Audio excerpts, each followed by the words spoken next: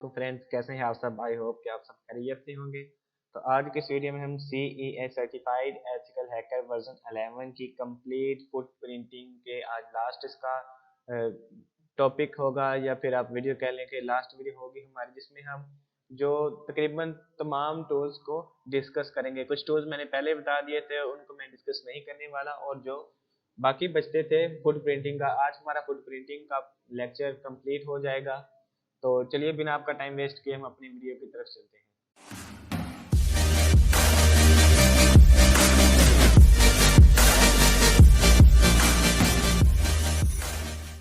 तो जी friend, video start करने से पहले मैं आपको बता दूं कि नहीं करता कि आप इसको किसी भी इलीगल काम के लिए यूज करें, और अगर आप कुछ ऐसी वैसी कुछ कोई स्टेप करते हैं, कुछ इसका इलीगल यूज करते हैं, तो इसके जिम्मेदार सिर्फ और सिर्फ आप ही होंगे।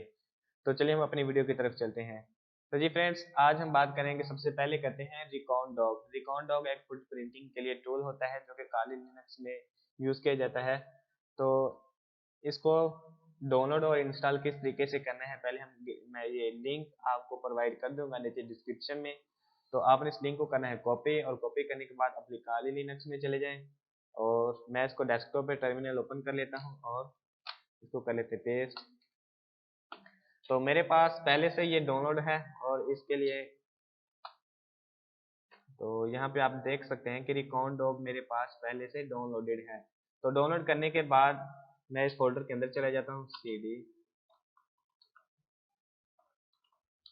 सॉरी रिकॉन डॉग, और उसके बाद इसके अंदर देखते हैं कि कौन कौन सी फाइल है। इसके अंदर बेसिकली दो फाइल हैं, dog.py, लाइसेंस readme.md। तो हमें क्या करना है कि रिकॉन docs.py को ओपन करना है। तो इसको ओपन करने के लिए आपके पीसी में पाइथन इंस्टॉल होना जरूरी है। अगर आपके पीसी में पाइथन इंस्टॉल नहीं है तो पाइथन को इंस्टॉल कर लें apt.py की कमांड से, apt इंस्टॉल पाइथन। तो अब इसमें फिर से अपनी काली लिनक्स में जाता हूँ और लिखता हूँ पाइथन dog.py। तो जी फ्रेंड, यहाँ आप देख सकते हैं कि मेरे पास रिकॉन डॉग का टूल्स रन हो चुका है, और ये टीम अल्टीमेट की जानब से कोड किया गया है। तो इसमें हम देख सकते हैं कि who is lookup, DNS lookup, zone transfer port scan, HTTP header grabber, honeypot भी इसमें है। हनीपॉट क्या होता है, इस पे मैं एक कंप्लीट वीडियो बना दूंगा। तो उसके बाद robots.txt scanner, link grabber, application finder है, और ट्रेस राउट है इसमें। तो सबसे पहले हम चेक करते हैं कि हु इज लुकअप। अब मैं IP एड्रेस और या फिर डोमेन लिखता हूँ google.com।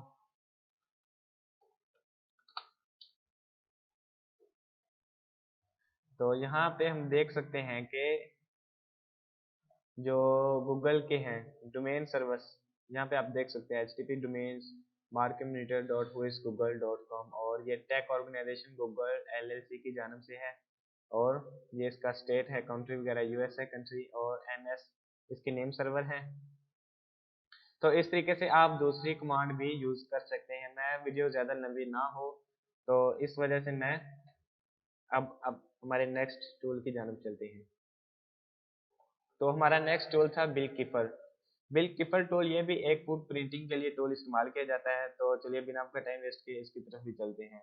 तो अगर तो आप अपने जो है रूट यूजर में है, तब आप sudo कमांड को इग्नोर करें, और अदरवाइज इस रूट यूजर में तब इग्नोर ना भी करें तो ठीक है। अगर आप अपने रूट यूजर में नहीं है, तब आपको साथ में ये जो sudo sudo की कमांड है ये टाइप करना जरूरी है, अदरवाइज ये कमांड रन नहीं करेगी, क्योंकि ये स्क्रिप्ट दोनों यूजर पे काम करती है, रूट यूजर भी। और मैं इसको क्लोज कर लेता हूँ।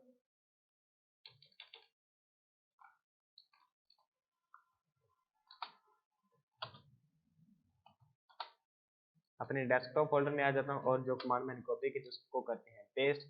ये कमांड बेसिकली क्या करेगी, सबसे पहले तो हमारे सिस्टम को अपडेट करेगी, और अपडेट करने के बाद हमारे सिस्टम में रबी को इंस्टॉल करेगी, पाइथन को, और पाइथन की पिप कमांड को इंस्टॉल करेगी, और पाइथन 3 को, और पाइथन 3 पिप कमांड को इंस्टॉल करेगी। तो मैं इसको चलते रहने देता हूँ। ये तकरीबन ज़्यादा से ज़्यादा 5-6 मिनट आपके लेगा, इससे ज़्यादा आपका टाइम नहीं लेगा, अगर आपका इंटरनेट स्लो भी हुआ तो। क्योंकि मैंने जो काली लिनक्स का सबसे लेटेस्ट वर्जन था, सॉरी लेटेस्ट तो नहीं, 2020.3 वाला वर्जन था, मैंने इसको हाल ही में अपडेट किया था कल परसों। तो मेरे पास ये ज़्यादा टाइम नहीं लेगा, अगर आपके पास ज़्यादा टाइम लेता है तो सब्र करें। तो उसने कहा कि package Python pip has no installation candidate, तो इसको इग्नोर करें और अब हमारी नेक्स्ट कमांड पे आते हैं। sudo apt install httrack-web। httrack-web ये क्या करता है कि ये किसी भी वेबसाइट का क्लोन बना देता है, उसको ऑफलाइन डाउनलोड कर देता है। तो ये भी सक्सेसफुली मेरे पास पहले से इंस्टॉल था, तो इस वजह से इसने मतलब ज़्यादा टाइम नहीं लिया।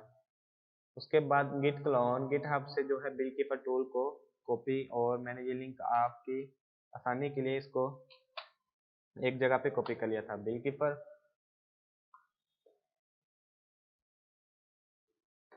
आप बैलेंस करते हैं कहाँ है, और ये रहा बिलकीपर। तो cd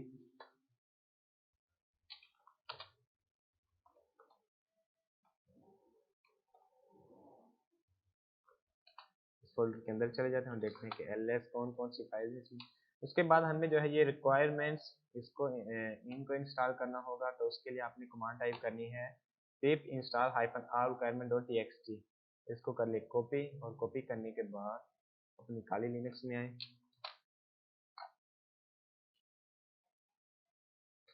इसकी रिक्वायरमेंट्स के लिए आपके पास कुछ टूल्स होने चाहिए। तो मैं इसको कर देता हूँ क्लोज, मैं डेस्कटॉप पे जाता हूँ और बिलकीपर requirement.txt। इस टूल का यूज़ करने के लिए हमारे पास तीन चीज़ें होना चाहिए, ARG pairs और DNS पाइथन और रिक्वेस्ट। तो आई होप कि इधर मेरे पास ये इसकी रिक्वायरमेंट इंस्टॉल हो चुकी होंगी। अगर आपके पास रिक्वायरमेंट इंस्टॉल हो चुकी होंगी तो आपको दूसरी कमांड टाइप करने की ज़रूरत नहीं, लेकिन फिलहाल कर दें तो कोई इशू नहीं होगा। कंट्रोल कॉपी,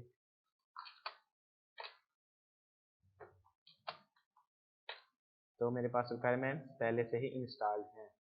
तो अब करना क्या है कि पाइथन 3 आपके पीसी में पाइथन 3 लाजमी इंस्टॉल होनी चाहिए इसको रन करने के लिए। तो मैं इस कमांड को सिंपली पेस्ट करता हूँ। अब यहाँ पे कह रहे हैं do you want to collect information of a website और आईपी एड्रेस। इसमें हमें दो ऑप्शंस मिलते हैं, किसी भी वेबसाइट की और किसी भी आईपी एड्रेस की इंफॉर्मेशन गेट करने के। तो मैं सिंपल गूगल को ही करता हूँ, www.google.com, और करते हैं। तो अब वो कह रहा है कि enter the website address google.com। तो यहाँ पे आप देख सकते हैं कि हमारे पास काफ़ी ज़्यादा ऑप्शंस हैं, डीएनएस लुकअप की, वॉइस लुकअप की, जियो आईपी लुकअप की, subnet lookup, port scanner, page links, zone transfer, HTTP header, host finder, IP locator find, share DNS service, और इसका रोबोट.txt कैप्चा के लिए होता है, और host DNS finder, reverse IP location, और उसके बाद जो ईमेल गैदरिंग टूल हैं वो यहाँ पे हमें मिल जाएंगे। इसके लिए अलहदा से कोई ना कोई टूल यूज़ करेगा। तो मैं पहले दो तीन आपको चेक करा देता हूँ। पहला करते हैं डीएनएस लुकअप। तो ये गूगल के डीएनएस हमें बता देगा कि कौन कौन से डीएनएस पे गूगल होस्ट हो रहा है। और उसके बाद यू वांट टू कंटिन्यू, मैं कर देता हूँ यस, जी हाँ, फिर से कंटिन्यू करना चाहते हैं और फिर से गूगल को ही टारगेट करते हैं, और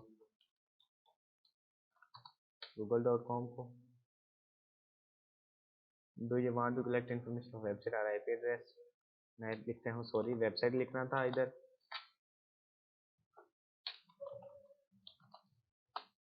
और यहाँ पे वेबसाइट का एड्रेस देना था गूगल डॉट। तो अब फिर से देखते हैं कि हु इज लुकअप इसका। तो जी हाँ, ये रही हमारे पास गूगल की who is lookup. Who is lookup basically होता है कि कौन इसका जो ऑनर वगैरह है, कि इस डोमेन का कहाँ से बाई की गई, किससे बाई की गई और कहाँ पे होस्टेड है ये।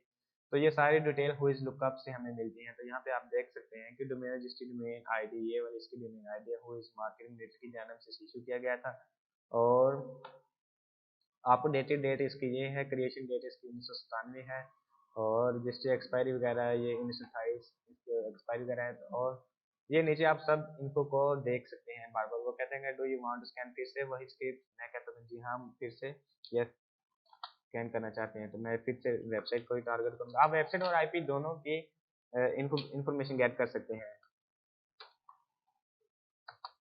google.com आप लिखते हैं कि जियो आईपी लुकअप, देखो करते हैं टारगेट। और तो ये इसने हमें आईपी लोकेशन गूगल की बता दे, यूनाइटेड स्टेट्स, इसको करते हैं कॉपी, कॉपी सिलेक्शन और क्रोम पे जाके इसको करते हैं विजिट। तो ये हमारे पास google.com की साइट ओपन होगी, जो कि आईपी और जो होता है आईपी एड्रेस और डोमेन नेम ये तकरीबन ये सेम ही होते हैं। मैं कहता हूँ फिर से यस, और फिर से करते हैं टारगेट गूगल को, और अब इसके जो पोर्ट वगैरह स्कैन करते हैं, फाइल ओपनिंग पोर्ट्स और क्लोजिंग पोर्ट्स वगैरह पोर्ट्स की डिटेल। तो यहाँ पे है स्टेट फील्ड ओपन, एक ही ओपन पोर्ट है 80 की और एक है 443 की पोर्ट HTTPS की, और HTTP की पोर्ट ओपन है, बाकी सब पोर्ट्स फिल्टर्ड हैं। तो इस तरह से आप तकरीबन दूसरी डिटेल्स वगैरह भी निकाल सकते हैं और खुद देख सकते हैं। मैं डेस्कटॉप पे आ जाता हूँ फिर से, और अब हमारे नेक्स्ट टूल की जानब चलते हैं जो है द इंस्पेक्टर। द इंस्पेक्टर को यूज़ करने के लिए आपने सबसे पहले कमांड देनी है git कंट्रोल कॉपी। अब ये द इंस्पेक्टर टूल क्लोन होना स्टार्ट हो चुका है, cd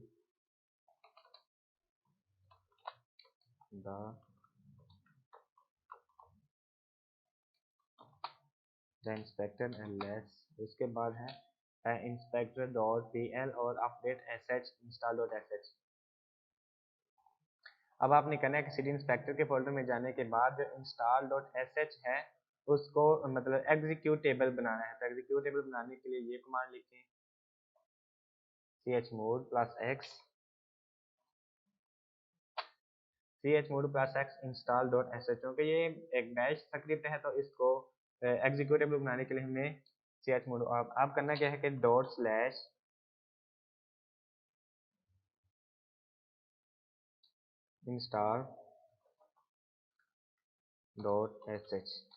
ये क्या करेगा, उसको इंस्टॉल करने के बाद उसको मतलब एग्जीक्यूटेबल बनाने के बाद इंस्टॉल भी कर देगा। तो इसको होने देते हैं फिलहाल, ये दोनों कमांड हमारी हो गई।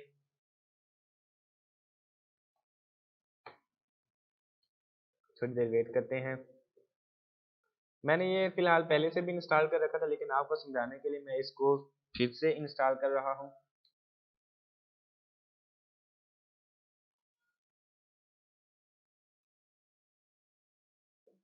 ये थोड़ा टाइम लगेगा, वो कह रहा है do you want to replace it, तो मैं कर देता हूँ कि यस, जी हाँ, हम फिर से इसको कर लेते हैं। तो ये मेरे पास इंस्टॉल हो चुका है, इसको रन करने के लिए क्लियर कर देते हैं, और द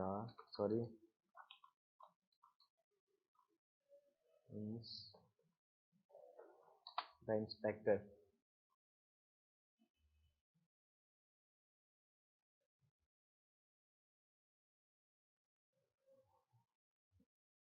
स्टोर का मैं चेक कर रहा था, जो बाकी सब तो काम कर रही थी कार, लेकिन जो ये फोन नंबर इंफॉर्मेशन की थी ये काम नहीं कर रही थी। तो मैं सबसे पहले 01 को चेक करता हूँ। अगर आपके पास ये टूल काम ना करे तो आपने क्या करना है, ये पहले एक दो दफा काम नहीं करता। अगर काम ना करे तो आपने करना क्या है कि अपनी जो खाली है इसको रिस्टार्ट करना है, इसको रिस्टार्ट करना है। रिस्टार्ट करने के बाद फिर से इस कमांड को रन करें द इंस्पेक्टर, और तो ये रन हो जाएगा। अगर आपको ड्यूरिंग प्रैक्टिकल कोई इश्यू आए तब आप मुझे कमेंट में पूछ सकते हैं, तो मैं आपकी मदद ज़रूर करूँगा।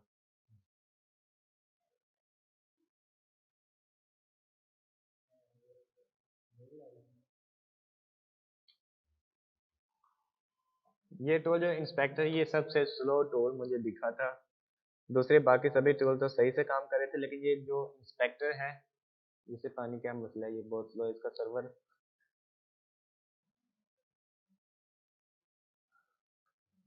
जब तक ये इंस्टॉल नहीं हो रहा, मैं आपको एक there is a problem checking the connection inter website without HTTPS, check if website working. तो आई थिंक गूगल ने मेरी आईपी को ब्लॉक कर दिया है, तो आप क्या कहते हैं कि इंटर एनी की कंटिन्यू, मैं इंटर करता हूँ।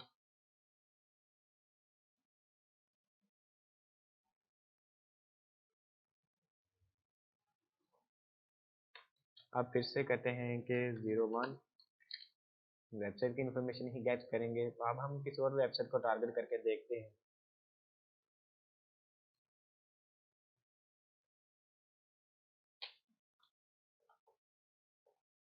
microsoft.com इसको टारगेट कर लेते हैं।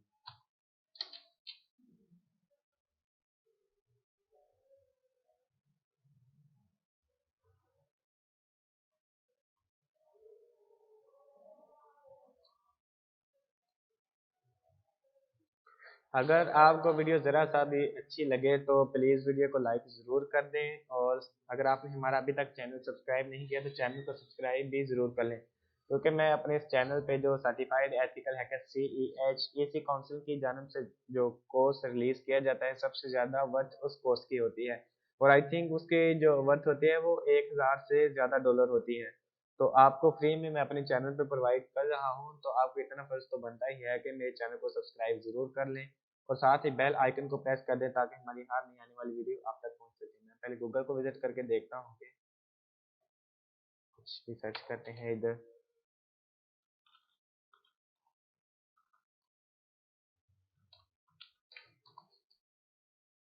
गूगल ने आईपी तो ब्लॉक नहीं की, फिर ये टूल क्यों नहीं रन कर रहा। Check if website is working, website तो वर्किंग है, तो कोई और इसकी कमांड रन करके देखते हैं। हो सकता है इसका सर्वर कल भी बहुत ज़्यादा स्लो काम कर रहा था, इतना फास्ट नहीं था, तो कोई और चेक करके देखते हैं।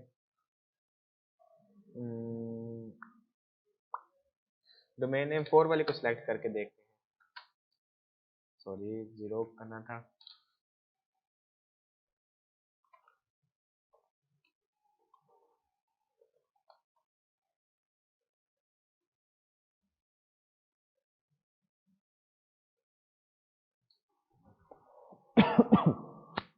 सॉरी, वेबसाइट इंफॉर्मेशन तो 04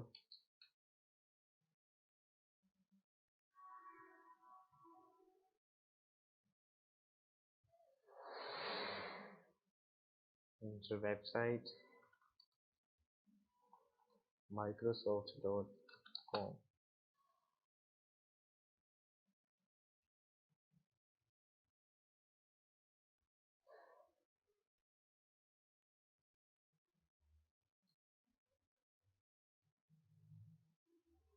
तो ये टूल फिलहाल काम नहीं कर रहा। आप इस पे इसको ट्राई करें, ये काम जरूर करेगा। मेरे पास फिलहाल तो क्यों नहीं काम कर रहा है, शायद तो ज़्यादा ट्रैफिक की वजह से।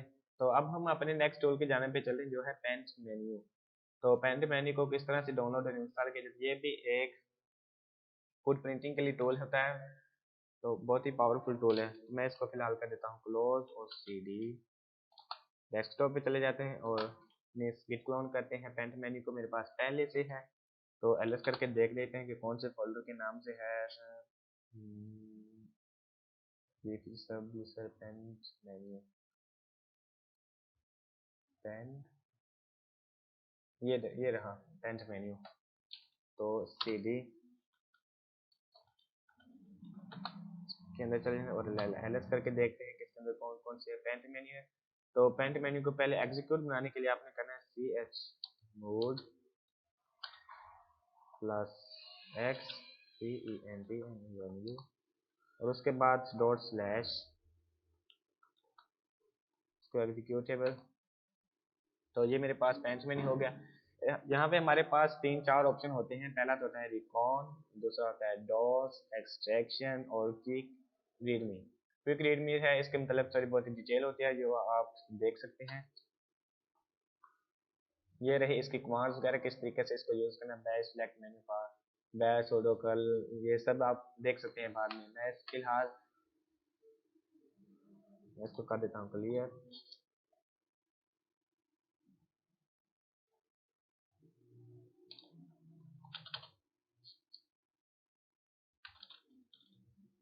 ये मजीद आप इसके नीचे डिस्क्लेमर है इन्होंने दिया है, script only for responsible authorised use, you are responsible. ये ही कि इस स्क्रिप्ट को आप गलत काम के लिए यूज़ ना करें। अगर आप करते हैं तो उसके जिम्मेदार सिर्फ और सिर्फ आप होंगे। और अगर आप इन्हें कोई बाइंग या कॉपी करना चाहते हैं बिटकॉइन पे, आप कर सकते हैं। नीचे इन्होंने अपना एड्रेस दिया हुआ है बिटकॉइन का।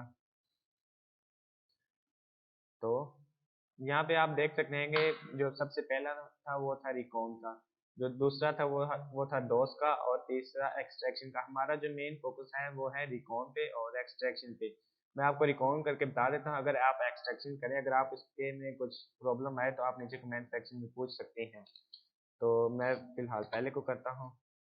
Show IP ping sweep detail scan check server uptime go back DNS recon quick scan UDP scan check server IP scan IP check scan। तो आप कोई भी इनमें से चेक कर सकते हैं। मैं फिलहाल शो IP कर लेते हैं।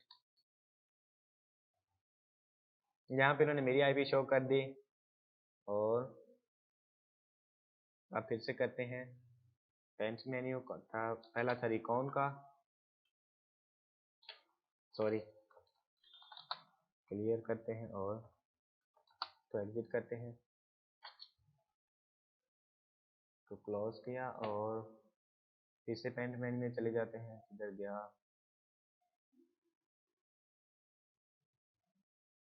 यहाँ पे टर्मिनल को ओपन करते हैं और dot slash paint menu dot recon, पहला फर्स्ट रिकॉन वाला, और उसके बाद करते हैं ping sweep detail UDP scan quick scan 4 करते हैं। तो please enter target IP host subnet. तो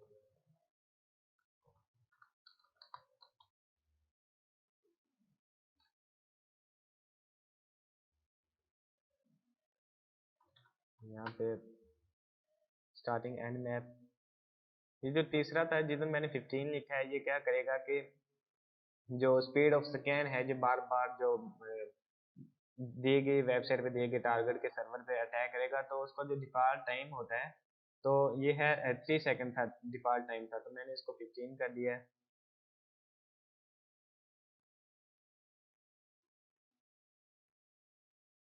आप ये एन मैप के थ्रू कुछ डिटेल्स वगैरह निकालेगा, तब तक आप करें वेट। इसको मैं आपको बाद में चेक करवा दूंगा। आप मजीद दूसरे टूल्स को भी यूज़ करें, अगर उनको यूज़ करते समय आपको कोई भी प्रॉब्लम आए तो आप पूछ सकते हैं। अब जो तीसरा था, जो सबसे पावरफुल टूल था, वो था ओसिन फ्रेमवर्क। और ओसिन फ्रेमवर्क आप लिखें, ओसिन फ्रेमवर्क गूगल पे जाएं और सबसे पहले जो ओसिन फ्रेमवर्क .com की वेबसाइट आएगी, इसको विजिट करें। सबसे जो पावरफुल टूल है इंफॉर्मेशन गैदरिंग का, वो है ओसिन फ्रेमवर्क। आप इसको ये करता क्या है कि हमारे हमें फ्री टूल्स, जो इंटरनेट पे जितने भी फ्री टूल्स होते हैं, हमें मतलब उनकी वेबसाइट वगैरह पे रीडायरेक्ट कर देता है। जैसे कि मैं यहाँ पे कोई भी देखते हैं कि टूल्स, ओसिन के टूल्स हैं, ओसिन ऑटोमेशन और आईपी एड्रेस। आईपी एड्रेस के अंदर जियो location, host for discovery, IPv4, IPv6 और ब्लैक लिस्ट। मैं जियो लोकेशन की जाता हूँ, तो ये हमें जियो लोकेशन से रिलेटेड जितनी भी वेबसाइट्स होंगी, हमें वो दिखा देगा हमारी आईपी फाइंडर की। तो मैं कोई भी एक विजिट करता हूँ, तो ये हमारे पास दूसरी आईपी जो वेबसाइट थी वो ओपन हो गई। इस तरीके से आप नीचे भी सभी को चेक कर सकते हैं। स्पाइसी, तो यहाँ पे मैं गूगल की दिख देता हूँ।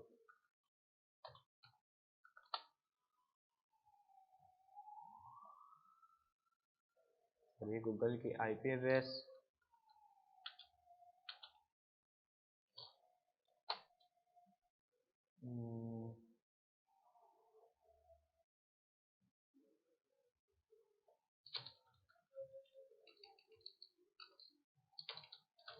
सॉरी, हमने अभी अभी जो विजिट किया था, आई थिंक ये वाला था। तो हम ऐसा कहते हैं किसी और टूल से, छोड़े आप इस टूल को बाद में इस पे मजीद डिटेल में निकाल सकते हैं, किस किस की आईपी को आप स्कैन वगैरह करना चाहते हैं। तो यहाँ पे आपको दे सकते हैं कि यूजर नेम की डिटेल फाइंड करने के लिए, ईमेल एड्रेस की डिटेल फाइंड करने के लिए, किसी भी डोमेन नेम की, आईपी एड्रेस की, ईमेल एड्रेस की, देखते हैं कौन कौन सी वेबसाइट है हमारे पास। Email search, common email formats, email verification, rich data पे चलते हैं। कौन कौन सी हैव आई बीन फाउंड, ये वेबसाइट होती है कि अगर हम क्या हम हैक तो नहीं हो चुके, हमारा डाटा वगैरह कुछ भी लीक तो नहीं हो रहा। तो मैं अपना ईमेल एड्रेस लिख के देखता हूँ। हम्म,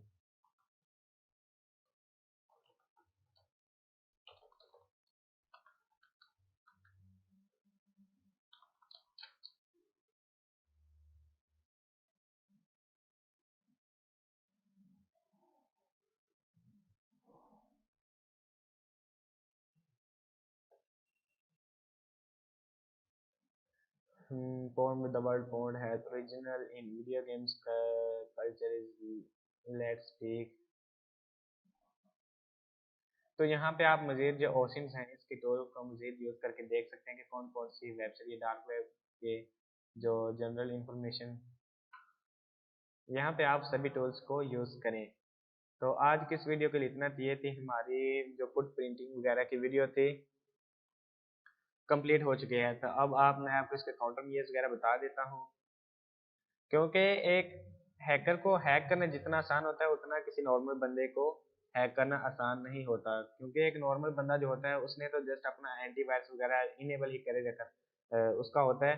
तो जो हैकर होता है उसने बार बार जो क्रैक्स टूल्स वगैरह यूज करने थे उसका जो एंटीवायरस वगैरह होता है तो वो मतलब डिसेबल रहता है ज़्यादातर, क्योंकि अगर हम जस्ट हैकिंग की टेक्निक से सीखते जाएंगे तब हमें हैक करना बहुत आसान हो जाएगा। तो हैकिंग के साथ साथ एज अ एथिकल हैकिंग की टेक्निक्स भी सीखें कि किस तरह से हम खुद को सेव कर सकते हैं, हम खुद को हैकर से महफूज कर सकते हैं। अगर आप अल्लाह करे अगर आप एज एथिकल एथिकल हैकर कहीं हायर हो जाते हैं, तो अगर आपने जस्ट हैकिंग की स्किल्स ही सीखी होंगी तो वो आपकी फजूल जाएंगी, आपके किसी काम के नहीं होंगे। तो अगर आप एथिकल हैकर ना भी जाएं, आपको खुद को सिक्योर करना कम से कम जरूर आ जाएगा। तो अब हम इसके काउंटर में ये देखेंगे किस तरीके से हम खुद को सिक्योर कर सकते हैं और अपनी ऑर्गेनाइजेशन को, अपने बैंक्स वगैरह को, किसी को भी सिक्योर कर सकते हैं। तो सबसे पहले जो इसकी है वो है restrict employees access to social networking site from the organisation network, के जो एम्प्लॉयज होंगे हमारे उनसे उनको हमें कहना होगा कि आप जो है अपने सोशल अकाउंट्स हैं उनको हमारे नेटवर्क पे एक्सेस ना करें। अगर आपने एक्सेस करना है तो अपने मोबाइल वगैरह से एक्सेस करें, अदरवाइज आप हमारे नेटवर्क से अपने सोशल अकाउंट को एक्सेस ना करें।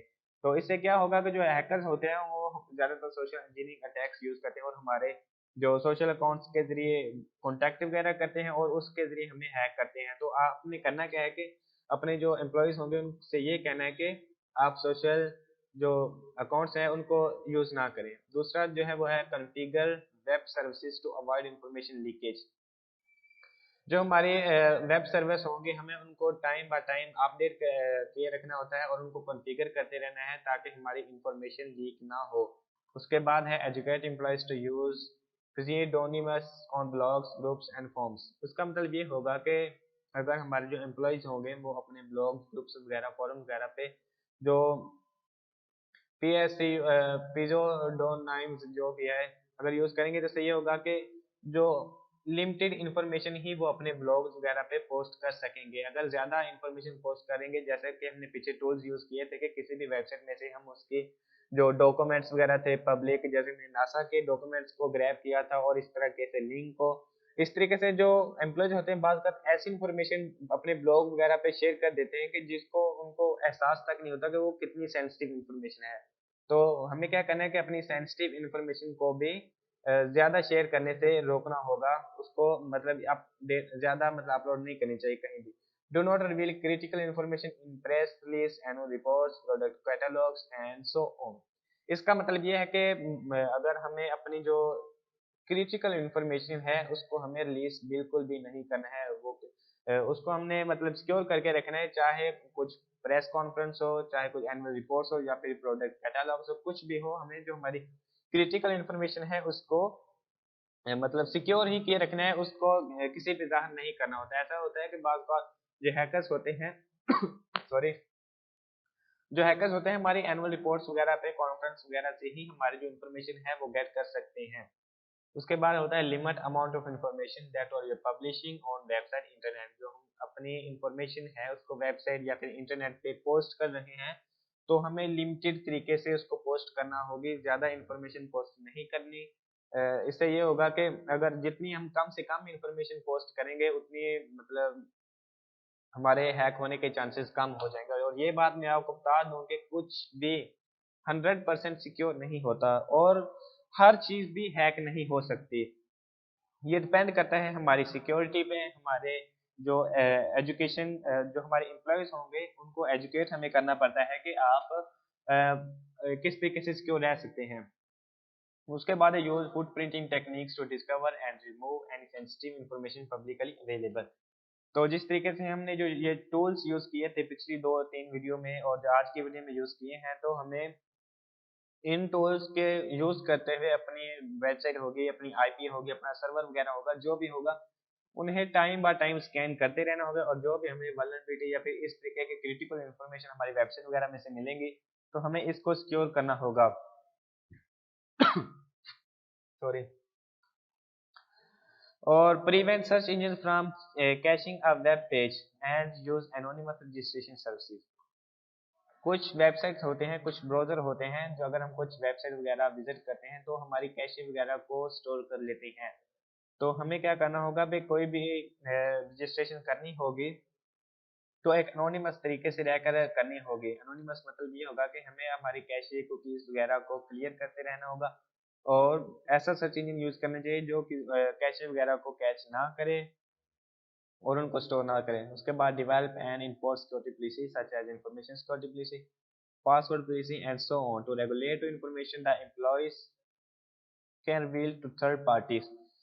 इसका मतलब ये है कि हमें अपनी ऑर्गेनाइजेशन में, अपने बैंक्स वगैरह कहीं पे भी, या फिर अगर आप खुद यूज करें तो आपको एक ऐसी पॉलिसी बनाना होगी जिसके जरिए आप अपने जो अकाउंट्स वगैरह होंगे, अपने पीसी वगैरह होंगे, अपने डाटा को मतलब सिक्योर कर सकते हैं। उनमें पासवर्ड सिक्योरिटी पॉलिसी होती है कि आप अपने क्लाइंट्स को डेली बाय डेली उन्हें बताएंगे कि सिक्योरिटी क्या होती है, किस तरीके से सिक्योर रहा जाता है और किस तरीके से अपनी क्रिटिकल इंफॉर्मेशन को रिलीज ना किया जाए, किस तरीके से हैकर्स हमें एक्सेस करते हैं। तो ये सब चीजें हमें अपने जो क्लाइंट्स को बताना होगी और पासवर्ड वगैरह बताना होगा कि किस तरीके से आप अपने पासवर्ड को सिक्योर कर सकते हैं और किस टाइप का पासवर्ड आपको चूज करना चाहिए और पासवर्ड मतलब किस हद तक आपको अपना पासवर्ड हाइड रखना चाहिए, दूसरों से महफूज रखना चाहिए, ये सब इनमें आ जाती है।